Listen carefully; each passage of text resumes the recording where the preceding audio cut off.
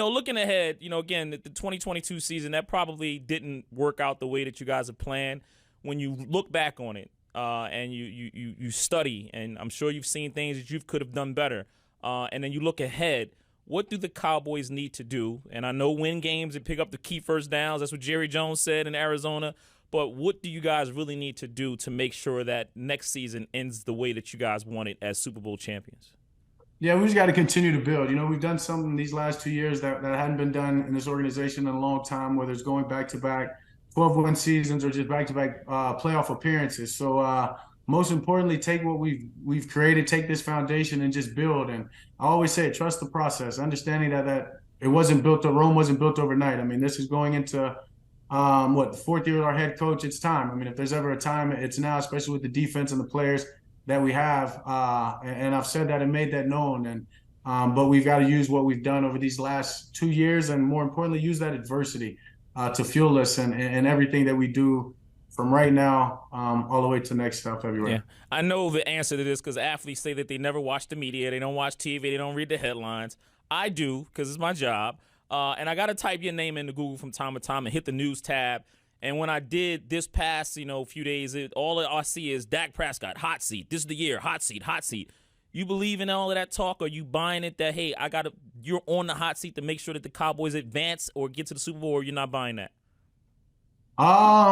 When you have the expectations and the standards that I have for myself, and when you play for this organization, it's whether you call it the hot seat or not, the pressure and the expectations are always on, and you're only as good as what you've done last. So, unfortunately for me, that wasn't playing well in a playoff game, and I understand that. I understand the magnitude of what that game is. But I believe in myself more than anybody in this world probably can or will, and so this belief has gotten me where I am this far, and it won't stop. And my belief in this team and what we're capable of doing. The changes in the coaching staff and just the direction we're about to take this thing. You can call it whatever you want. I feel great about sitting on it. Yeah. Hey, are you doing anything differently this offseason that may change the result? I mean, I remember, not to dwell too much on Jalen Hurts, but when he lost that game against the Bucs, you heard that offseason he went out, started working with Tom Brady, his throwing coach, and I felt that was good. That felt like he really wanted it. Is Dak Prescott doing anything differently this offseason that's going to prepare him better for 2023? Yeah, I'm always making changes. I'm doing things, whether it's mentally, finding people that can sharpen my process, whether it's taking care of my body, whether it's adding something. I'm a believer of change. I think that for one, just the change in our offense would be something that helps me personally, just being able to be pushed from a different way, a different lens, a different perspective. I know that's going to help me, but I'm always trying to evolve and always trying to make myself better. So I don't need stories of what other people have done or that to make me feel like I've got to do that. That's who I am, and I'm always trying to get better. Yeah. Do you talk to these college kids that's coming into your team, man? Are you going to be picking up the phone and welcoming them and doing that? A couple of the guys who cover the team said that's something that you used to do in the past, calling the scouts, calling the young guys that are coming in. Are you still going to do that this year, or your focus is something else?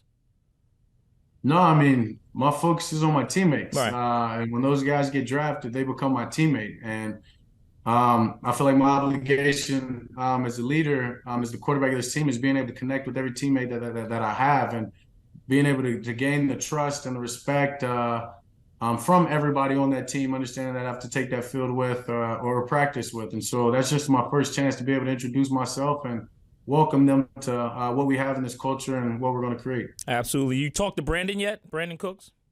Yeah, of course. Yeah? Of course. What's he like, man? I mean, what's that dynamic? You guys working out? I mean, what are y'all doing?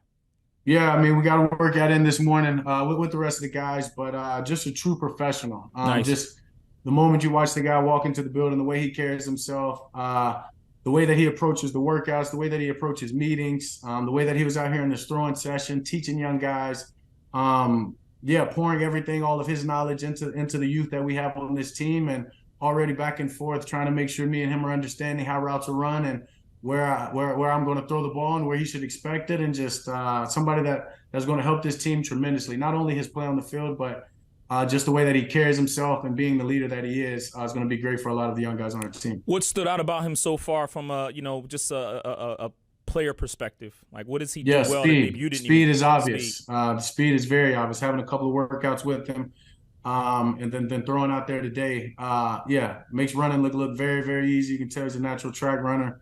Nothing moving but his legs turning over. Yeah, it's exciting. Yeah, you got one weapon on the outside, man, but then when you look in the backfield, your guy's not going to be there anymore. Has it hit home yet that Zeke is really gone? I don't know if it really has. It's hit me a couple of times. I can tell you that. Walking in the other day as we start OTAs, the guy's locker had been next to mine for the last 7 years. So things like that, I'm sure as they come up, it'll hit me again. But that's a brother to me, man. And it's so much bigger than this game of football, understanding that this is a business. Sucks that I don't get to go to work with him, but he's somebody that I've seen multiple times over the last week itself. And he's a brother and somebody that I'll always support. Can't wait to see what his next move is. I hope it's back with us in some fortunate way, but he's got a best friend and a big supporter in me.